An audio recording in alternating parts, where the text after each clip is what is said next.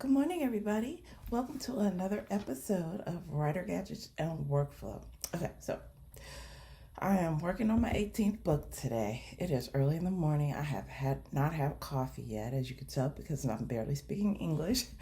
But anyway, so what I wanted to do is just kind of get into like how I actually, get started on a book, right? So, the first thing you kind of got to decide for yourself is whether you're going to be a pantser or a plotter, right? I am a pantser turned plotter. I used to kind of just, be all organic and let it just come to me. And, a lot of writers do that. I'm not putting it down at all. I have full time. I have a full time day job. A lot of writers I know who they can afford to be pantsers because they don't have day jobs. Their day job is writing. I have two full time jobs. Well, really, I consider three full time jobs. I'm a full time mom, proposal writer, and then I write at night. So three jobs does not leave me a whole lot of time. So when I sit down to write, I've got to be productive. That's the only way you get to book 18 if you're me, is sit down to write. You've got to be productive. And to me, my books come out better and more when I plan ahead and when I write to my outline. The beauty of the outline is this. The beauty of the outline is that every time you sit down to write, you'll be productive. But I know a lot of people will feel like, well, what if, what if your idea changes in the middle, right? Or what if you have a new idea? You have not made a contractual agreement to abide by the outline. So that means if you stray from the outline, stray. Go on, write something else. And if it turns out that thing you strayed to do doesn't work, you can always go back to the outline, right? So you always have it there. It's always a guide. Whenever your muse doesn't show up, doesn't breeze in and give you all the words to say, you always have a plan. And you can be pantser and plotter with but it's good to start out with a good outline so that your story just doesn't go all over the place. So at a minimum, when I sit down, I have some direction. And so some of you guys are going to think my process is weird and that I'm doing too much. It's okay. But it's just what works for me. So you guys have to figure out what works for you. So this is what works for me. So writer gadget number one is the iPad Pro, right? Honestly, I just bought this year. It's like, to me, the best thing that I have. It is the multi-use tool that I use most of all. I have used it to type my manuscript, once I get my outline done. I have used it to edit. As digital paper, you'll see I have a digital paper app. Obviously, you can get any number of productivity apps. The two that I use are, you'll see here, CardFlow and Notability. This is what I basically use to start my writing process. This is what I used for my last two books that I just recently published, and this is what I'm doing for right now. And honestly, for me, it just worked out better in terms of my productivity, right? So that's what I'm going to walk through with you today. Basically, my process in terms of how I got my outline started. Okay.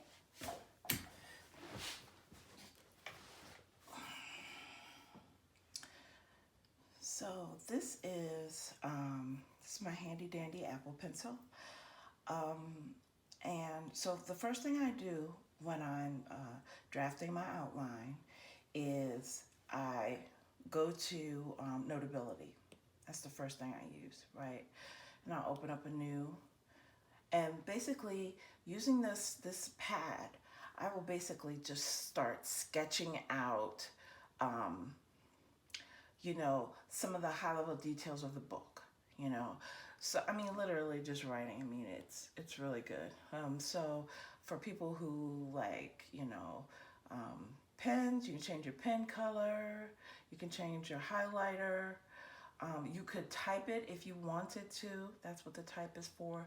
You could easily erase, but the great thing about Apple Pencil is when you get ready to erase, you just need to double tap it, and it will erase, as opposed to like sorry, that's just me double tapping like too many times.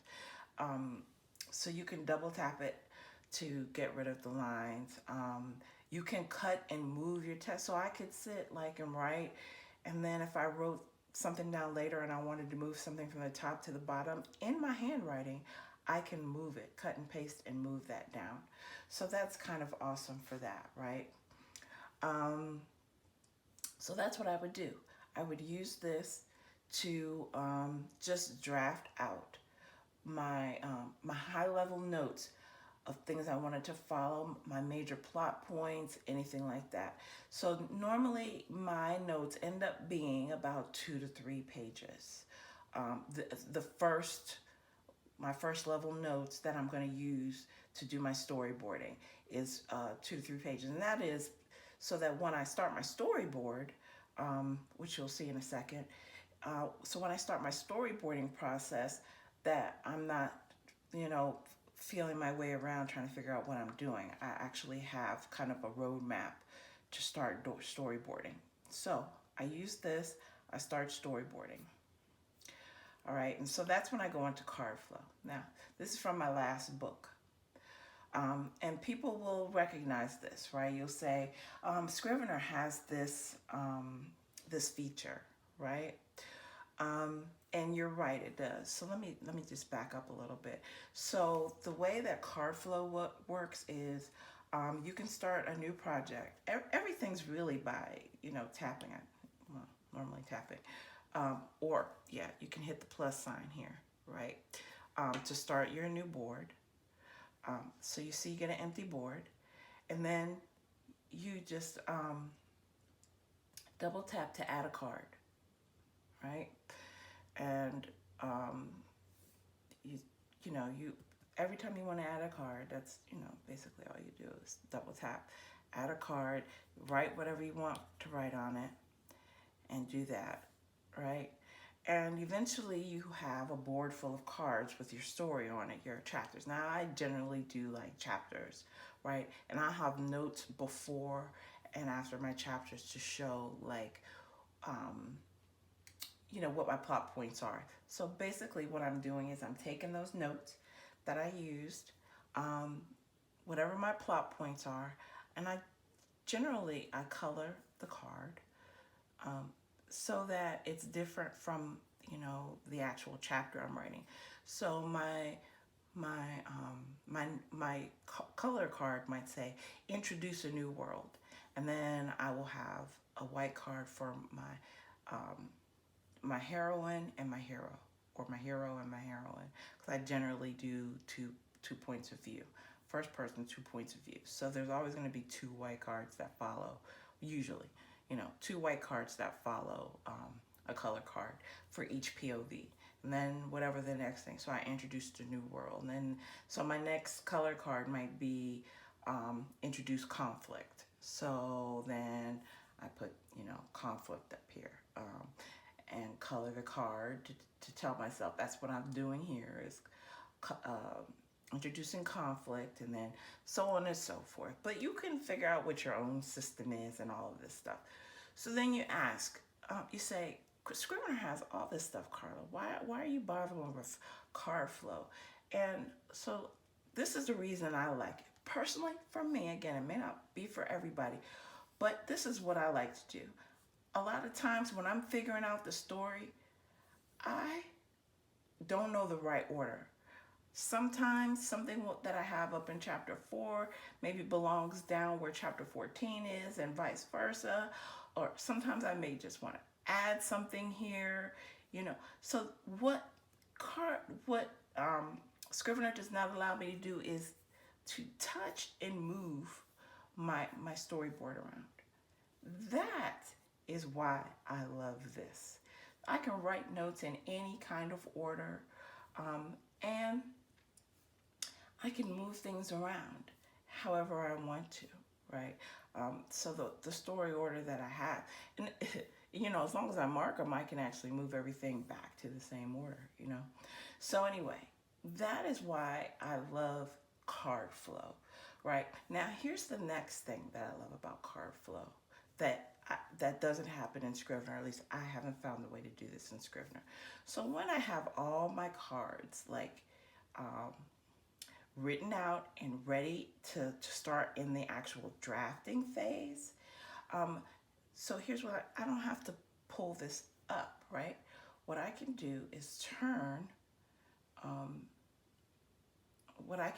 export this board as cards as PDF. I usually just send them to Notability because it's so easy. Import. Done. And then when I go to Notability, right at the top, so you see all my cards are in a PDF file. And this is what I can use. So when I actually sit down to actually draft whatever you use to draft, you can actually sit down with your cards. To me, again, it's a little more tactile. It's a little more easy to use for me than having my cards up on the computer screen, like has to happen in Scrivener. And even if I have Scrivener for iPad, the thing is, I want my cards in front of me, and I want in this way. And sometimes I want to flip back and forth and easy without changing my screen.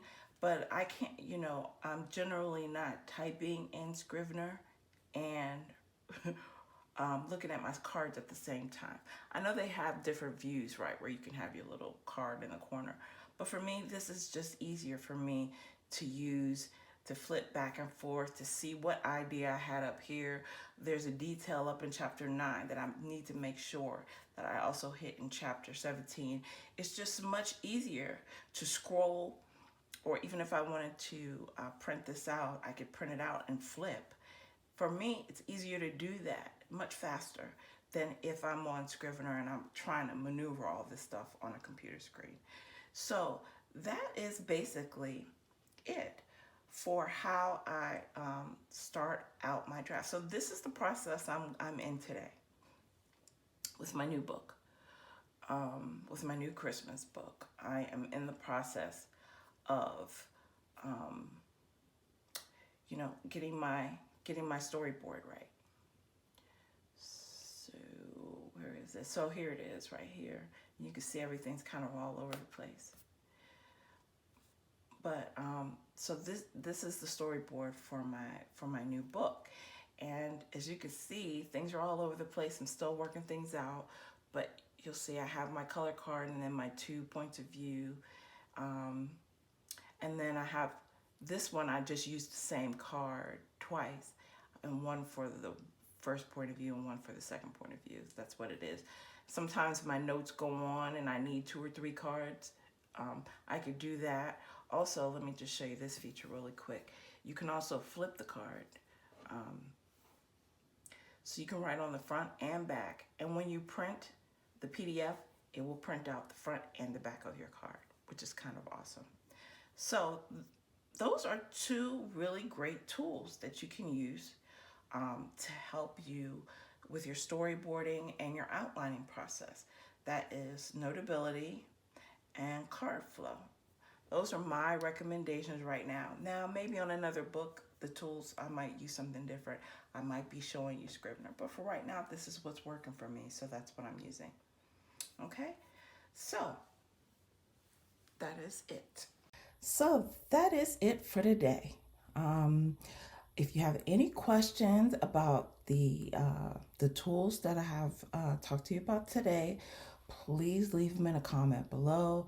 Please like and subscribe, and come back next time, because what I'm doing in the next episode is you're gonna see me actually start using the free write and how my workflow goes from card flow and Notability to free write, where I'm actually going to start getting fleshing out my outline a little bit more and then starting my chapters. That's what I really use that tool for. So stay tuned next time.